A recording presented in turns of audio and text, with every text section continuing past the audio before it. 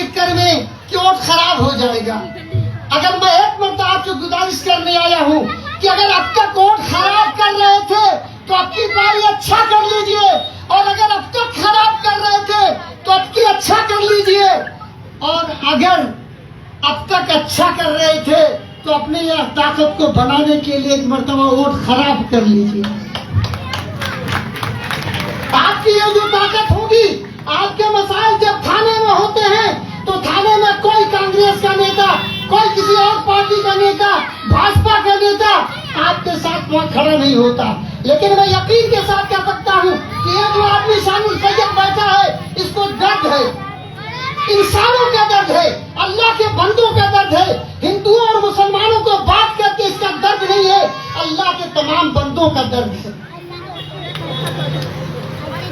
राष्ट्रीय उलमा कौंसिल जो सियासत करना चाहती है, मैं एक हदीस से आपको ये सियासत बताना चाहूंगा कि हम लोग मुसलमान हैं, और मुसलमान, इस्लाम एक मुकम्मल निज़ाम हयात है। इस्लाम ने हमें, अल्लाह के रसूल सल्लल्लाहु अलैहि वसल्लम ने हमें दुनिया में हर चीज सिखाई है। खाना सिखाया, पीना सिखाया, उठना सिखाया, इबादत सिखाई, चलना सिखाया, फिरना सिखाया, दुकान पे बैठने का ढंग, दुकान पे काम करने का ढंग सिखाया। मुसलमान अगर दुकानदार होगा तो मुसलमान कम नहीं तोलेगा। मुसलमान अपने माल को, खराब माल को अच्छा बना के नहीं बेचेगा। ये है या नहीं है? इसी तरह सियासत में भी अगर आप इस्लामी तरीके से, अल्लाह के रसूल के तरीके से अगर मुसलमान हैं तो उनके रास्ते पर चल के जब सियासत करेंगे तो वहाँ पर हिंदू मुसलमान नहीं होगा, वहाँ पर जात बिरादरी नहीं होगी, वहाँ अगड़ा पिछड़ा नहीं होगा, कोई छोटा नहीं होगा, कोई बड़ा नहीं होगा, सब के सब अल्लाह के बंदे हैं, उनके हुकूक की पासबानी होगी। आपकी हदीस है कि अगर कोई भूखा आपका पड़ोसी सो गया, आपका कोई पड़ोसी भूखा सो गया और आप अगर खाना खा के पेट भर सो गए तो आपको गुनाह होगा, आपको पाप होगा। ये हदीस सुनी कि नहीं सुनी आपने? बोलिए, सुनी कि नहीं सुनी आपने? अगर हमने इस हदीस पे अमल किया होता, आज जो ये नफरत का माहौल है, एक तरफ मोहब्बत की दुकान खुल रही है, एक तरफ नफरत की दुकान खुली हुई है, और दोनों दुकानों के दरमियान पिस रहा है और परेशान है मुसलमान। न मोहब्बत वाले, अभी आपको रसूल अकरम सल्लल्लाहु अलैहि वसल्लम की शान में महाराष्ट्र में गाली दी गई, बुरा भला कहा गया, शान में गुस्ताखी की गई। या कोई एमवीए का, कोई सेकुलर पार्टी का कोई भी नेता, राहुल गांधी हो, प्रियंका हो, उद्धव ठाकरे हो या शरद पवार है, किसी ने आपके साथ आवाज मिलाई?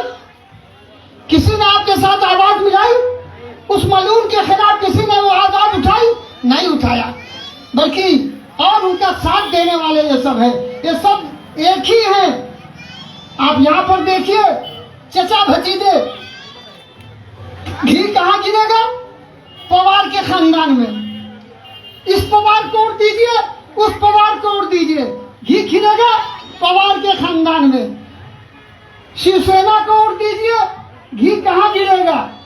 शिंदे जो इनका चिल्ला था, या गिरेगा उधर, घी वही गिरेगा।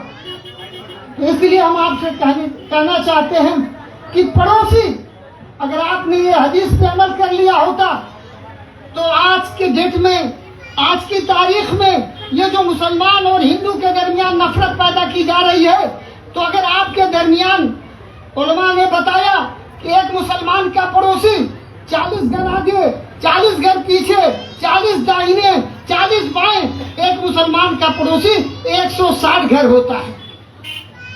हिंदुस्तान में, पूरे मुल्क में, किसी गांव में ऐसा कोई जगह बताइए, ऐसा कोई शहर बताइए जहां 160 घर में 10-20 हिंदू समाज के लोग न रहते हो।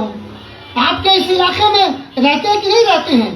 अगर आपने इस हदीस पे अमल किया होता, आपने उन भूखों को खाना खिलाया होता जो गैर मुस्लिम थे, अगर बीमार हो तो उनका इलाज कराया होता, गरीब होते, अगर आपने उनको प्यासे से पानी पिलाया होता, तो अगर आज कोई मोदी, कोई फडणवीस, कोई योगी, कोई और आकर के हिंदू और मुसलमान के दरमियान नफरत पैदा करता, तो आपका वो राम कुमार जो होता, वो जो आपका राजकुमार होता, वो जो आपका शिशिर कुमार होता, वो कहता है यहाँ से जल्दी से चले जाओ योगी जी, जल्दी से चले जाओ मोदी जी, जल्दी से चले जाओ फडणवीस जी, जल्दी से चले जाओ शिंदे जी।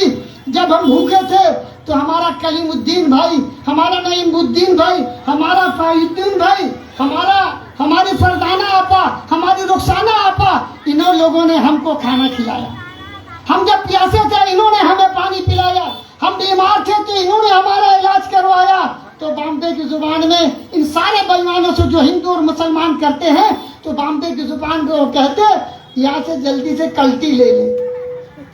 कहते कि नहीं कहते? कहते कि नहीं कहते ये बात? अगर हमने ये किया होता, हम जब मर के जाएंगे तो अल्लाह ताला हमसे पूछेगा कि मैं भूखा था। अल्लाह ताला आपसे पूछेगा, मैं भूखा था, अल्लाह कहेगा मैं प्यासा था, मैं बीमार था, मुझको देखने नहीं आए। तो बंदा कहेगा अल्लाह हम आपको कैसे खाना खिलाएंगे, आप सबको खिलाते हैं, हम आपको कैसे पिलाएंगे, आप सबको पिलाते हैं, हम कैसे आपको देखने आएंगे, आप सबको बीमार को शफा देते हैं। तो अल्लाह ताला कहेंगे हमारा फला बंदा बीमार था, हमारा फला बंदा भूखा था, हमारा फला बंदा प्यासा था। वहां पर ये नहीं कहेंगे कि नईमुद्दीन बीमार था या राम कुमार बीमार था। सारे के सारे अल्लाह के बंदे हैं, हम सब आदम और हव्वा की औलाद हैं। हमारा इबादत का तरीका अलग होगा, उनका इबादत का तरीका अलग होगा, लेकिन उसके अलावा सारे हुकूक, सारी चीजें हमारी उनकी एक होगी। राष्ट्रीय उलमा कौंसिल आपको एक वाकया सुनाना चाहती है कि हमारे पास एक आदमी आए और आके अल्लाह ने हमें ताकत अता की है। हम जहाँ पर भी काम करते हैं वहाँ पर ताकत अल्लाह अता करता है, उसके भरोसे पे निकले हुए हैं। एक मामला हो गया, हमारी पार्टी का एक आदमी हमारे पास आया। उसने कहा मौलाना हमारी जमीन है, ये हमारे कागजात हैं और ये कागजात के एतबार से हमारी जमीन घेरी नहीं जा रही है, पुलिस वाले घेर नहीं रहे हैं, पुलिस वाले साथ नहीं दे रहे हैं। उसकी वजह यह है कि सामने वाला यादव जी है, हमारी पार्टी के विश्वकर्मा जी थे, सामने वाला यादव है, दरोगा भी यादव है, इसलिए यादव को यादव साथ दे रहा है, हमारा साथ नहीं दे रहा है। अगर आप चाह जाएंगे तो घेर दी जाएगी। जमीन का मामला आता है तो हमारा तजर्बा ये है कि बहुत बड़े मुत्तकी परहेजगार, दाढ़ी वाले, टोपी वाले, टीका वाले जब पता लगाइए तो जमीन के मामले में सब बेईमान निकलते हैं। निकलते हैं कि नहीं निकलते हैं भाई? नमाज पढ़ने वाला भी बेईमानी कर लेता है, रोजा रखने वाला भी बेईमानी कर लेता है, हज का हाजी साहब भी बेईमानी कर लेते हैं, और जो साधु संत हैं जो दिन भर पूजा करते हैं वो भी बेईमानी कर लेते हैं। आप इसी रास्ते पे चले जाइए, आप देखेंगे घर बनता है, आपकी जितनी जमीन होती है वो जमीन पूरी घेर लेते हैं और सीढ़ी सड़क पे बनाते हैं। बनाते हैं कि नहीं बनाते? तो हमें मालूम था कि जमीन में कोई ईमानदार नहीं है, तो हमारे विश्वकर्मा जी आए, उन्होंने कागज दिखाया, कागज पैसा दे करके बनवा लिया जाता है, कागज पैसा दे के बन सकता है। हमने पता लगाया तो पता चला कि हमारी पार्टी के आदमी हमारे वो यादव जी के बेईमानी कर रहे हैं। हमने वहां पुलिस को यह कह दिया इस तरह से घेरना ताकि उस यादव की बेईमानी ना हो। उस यादव को पता चला, दरोगा के यहाँ गया, दरोगा ने कहा हम कुछ नहीं कर सकते, मामला आमिर रशादी के यहाँ चला गया है, अगर कोई चीज हो सकती है तो आमिर रशादी बदल सकते हैं, हमको कल फोर्स मिल गई है, एसपी साहब से कह दिया है, अब हम कुछ नहीं कर पाएंगे। दोस्तों हमारे पास वो यादव जी आए, उन्होंने, हम बैठे थे अपने मदरसे में, आदत के मुताबिक पैर छू लिया। हम किसी को पैर नहीं छूने देते, हम तो गले लगाते हैं, लेकिन उन्होंने छू लिया। हमने कहा बैठिए क्या बात है? उन्होंने कहा मौलाना मेरी जमीन ऐसे ऐसे बेईमानी हो रही है। हमने कहा बेईमानी नहीं होगी, यूपी की जुबान में बेईमानी हो तो यार यूपी के लोग हैं कि भाई? यूपी के लोग हैं तो आजमगढ़ के लोग हैं, तो हम लोग क्या क्या कहते हैं कि बेईमानी हो तो।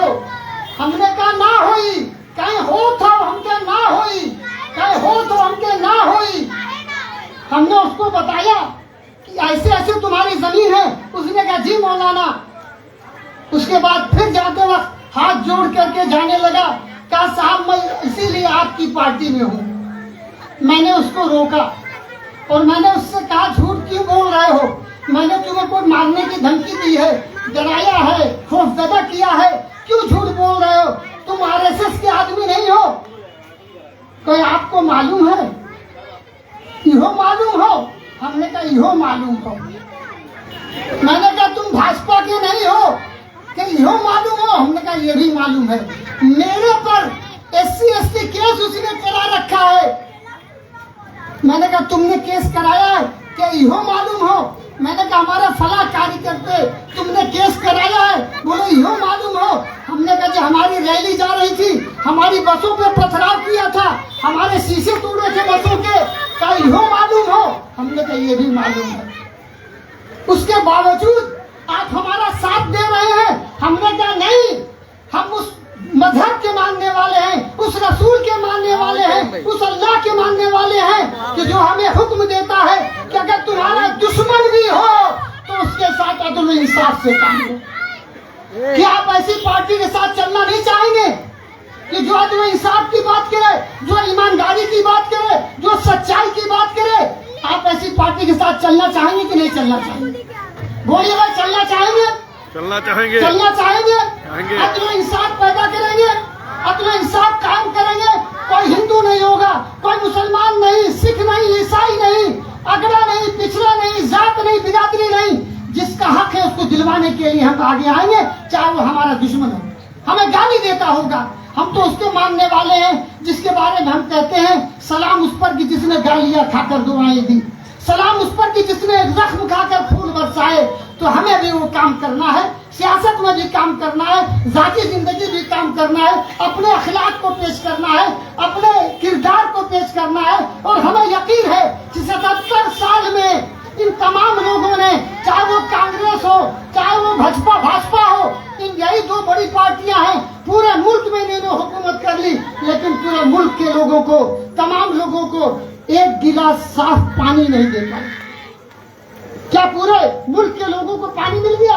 जंगल में मिल गया, आदिवासियों को मिल गया, सबको घर मिल गया? नहीं मिला। जिस दिन आपने ये सियासत शुरू कर दी, जात बिरादरी मजहब से ऊपर उठ करके इस्लाम के तरीके को अपनी जिंदगी में शामिल कर लिया, यकीन मानिए इस मुल्क का 80% हिंदू थाली में सजा के मुसलमानों के हवाले हुकूमत कर देगा। वो इसलिए करेगा कि अगर कोई ईमानदारी ला सकता है, सच्चाई ला सकता है, तो सिर्फ और सिर्फ मुसलमान ला सकता है। इसलिए मैं बहुत सोच समझ के, हमने उस जंग आजादी के जो सिपाही थे, उस वक्त के सबसे बड़े उलमाए कराम ने इस मुल्क को आजाद कराने में अपनी जान दी। उनके ये पोते शामिल सैयद हैं मौलाना हजरत मोहानी रहमतुल्लाह अलैह के, उनके अंदर भी यही खून है। अगर आपने 20 तारीख को बल्ले के निशान पर अपना कीमती वोट दे दिया, तो आप इतने यहाँ पर हैं कि आप इनको इंशाअल्लाह ताला जिता करके वहाँ पहुँचा देंगे। और अगर आप पहुँचा देंगे वहाँ पर, तो आप ये देखेंगे कि जो आपसे वादा किया जाएगा वो वादा पूरा होगा। दोस्तों, बताया जा रहा सिर्फ 5 मिनट बाकी है। आज आपको डराया जा रहा है, तो 2-4 शेर में अपनी बात कह दूं कि अभी जो लोग डरा रहे हैं वो सुन लें, हमको मुर्दा समझने की गलती न करें। अभी गनीमत है सब्र मेरा, अभी गनीमत है सब्र मेरा, अभी लबालब भरा नहीं है, वो मुझको मुर्दा समझ रहा है, उससे कहो मैं मरा नहीं हूं। वो मुझको मुर्दा समझ रहा है, उससे कहो मैं मरा नहीं हूं। वो कह रहा है कि कुछ दिनों में, वो कह रहा है कि कुछ दिनों में मिटा के रख दूंगा नस्ल तेरी। है उसकी आदत, है उसकी आदत, डरा रहा है मेरी फितरत डरा नहीं हूं।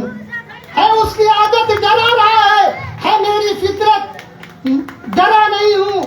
दोस्तों, इस तरह से आपके दरमियान डराने वाले आएंगे कि भाजपा जीत जाएगी। आप ये बता दीजिए कि भाजपा जीती हुई कि नहीं महाराष्ट्र में? उसकी हुकूमत है कि नहीं है? कि अब मुसलमानों को हवा नहीं मिलती, अब मुसलमानों को पानी नहीं मिलता, अब मुसलमानों के घर में सूरज नहीं आता, आप जब लड़ने को तैयार हो जाएंगे, इनसे डट के मुकाबला करने को तैयार हो जाएंगे, दो दो हाथ करने को तैयार हो जाएंगे, तब आपके हालात बदलेंगे। इसलिए कि गैर परों पर उड़ सकते हैं हद से हद दीवारों को, गैर परों पर उड़ सकते हैं हद से हद दीवारों तक, अंबर पर तो वही उड़ेंगे जिनके अपने पर होंगे। ये आपको पर देने आए हैं। दोस्तों, जब मुल्क के हालात खराब थे, इस पार्टी को क्यों आना पड़ा, क्यों पार्टी बनानी पड़ी? हम लोग तो मदरसे में बैठे हुए थे, हम तो दीन का काम कर रहे थे, हमें कोई सियासत में आके एमएलए एमपी बनने की जरूरत नहीं थी। इनकाउंटर हो रहा था, दिल्ली में हो रहा था, मुंबई में हो रहा था, आपके लातूर में हो रहा था, औरंगाबाद से लोग पकड़े जा रहे थे, बिहार से लोग पकड़े जा रहे थे, राजस्थान से पकड़े जा रहे थे, उत्तर प्रदेश से पकड़े जा रहे थे, दिल्ली में बर्ताव इनकाउंटर हो रहा था, लेकिन कोई बोलने को तैयार नहीं था। आज बड़ी बड़ी पार्टियां हैं जो मुसलमानों के लिए बहुत चिल्लाती हैं, वो रील में आपको दिखा देती है, वो रियल में नहीं दिखाई देंगी। वो फेसबुक की पार्टियां हैं, उनके बहुत लोग फेसबुक पे फॉलोअर हैं, लेकिन एक काम नहीं बता सकते कि जो उन्होंने आवाम के लिए किया हो, एक काम नहीं बता सकते जो उन्होंने किसी के बुरे वक्त में खड़े हुए हो। तो दोस्तों, मैं आपसे कहने आया हूं कि चक्कर में किसी के ना पड़िए, कोई चक्कर में नहीं है। अगर आप चाह जाएंगे तो मदरसों से कदम उलमा के जब बाहर निकल आए, बहुत डरे सामे हुए थे, हमारे पर काट दिए गए थे, हमारी उड़ान रोक दी गई थी, पढ़ाई बंद करके लोग भाग आए थे। उस वक्त मदरसों से कदम उलमा के जब बाहर निकल आए तो मेरी कौम के बच्चों के बालों पर निकल आए और खिलाफे जुल्म जब आवाज दी उलमा काउंसिल ने, कफन बांधे हुए बच्चों के लाखों सर निकल आए, कफन बांधे हुए बच्चों के लाखों सर निकल आए। तो जो लोग हिंदू मुसलमानों को लड़ा करके ये काम करना चाहते हैं, वो सुन ले कि हवेली झोपड़ी सबका मुकद्दर फूट जाएगा, चाहे वो हवेली में हो चाहे झोपड़ी में हो। जो हिंदू मुसलमान में फसाद करना चाहते हैं, आपस में लड़ाना चाहते हैं, वो सुन ले, हवेली झोपड़ी सबका मुकद्दर फूट जाएगा। अगर ये साथ हिंदू मुस्लिमों का छूट जाएगा, दुआ कीजिए कि हमें प्यार के रिश्ते रहे कायम। ये रिश्ते टूट जाएंगे तो भारत टूट जाएगा, ये रिश्ते टूट जाएंगे तो भारत टूट जाएगा। तो दोस्तों, आपको ये ध्यान में रखना होगा कि अब यहाँ से जाते वक्त सिर्फ आपसे एक बात कह के जाएंगे कि आजकल हम लोगों के नाम को खत्म किया जा रहा है। मुसलमान नाम का कोई गांव है, कोई शहर है, फैजाबाद को कुछ और बना दिया गया, अंबेडकर नगर बना दिया गया, अकबरपुर को। तो फूल का नाम तुम बदल दोगे, फूल का नाम तुम बदल दोगे, कैसे खुशबू तुम हटाओगे? अगर कोई गुलाब के फूल का नाम गेंदा का फूल रख दे तो क्या गुलाब के फूल की खुशबू हटा पाएगा? फूल का नाम तुम बदल दोगे, कैसे खुशबू मगर तुम हटाओगे? नक्शे हम सभी के सीने पर तुम कहां तक हमें मिटाओगे? नक्शे हम सभी के सीने पर, हम तो मरने के बाद भी यही रहते हैं। कल मैं कुमार इस बात को सुन रहा था कि हम मर जाते हैं तो जला दिए जाते हैं और एक थोड़ी सी खाक उठा करके उसको जो है हमें किसी दरिया में डाल दिया जाता है, और मुसलमान तो इसी मुल्क के जमीन में रहता है मरने के बाद भी। इस बात से लेकर के कि तूफानों से आंख मिलाओ, इस शेर पे बात खत्म कर रहा हूँ कि तूफानों से आंख मिलाओ, सैलाबों पे वार करो, मल्लाहों का चक्कर छोड़ो, तैर के दरिया पार करो, तैर के दरिया पार करो। बहुत बहुत शुक्रिया। अस्सलाम वालेकुम वरहमतुल्लाहि वबरकातुहू।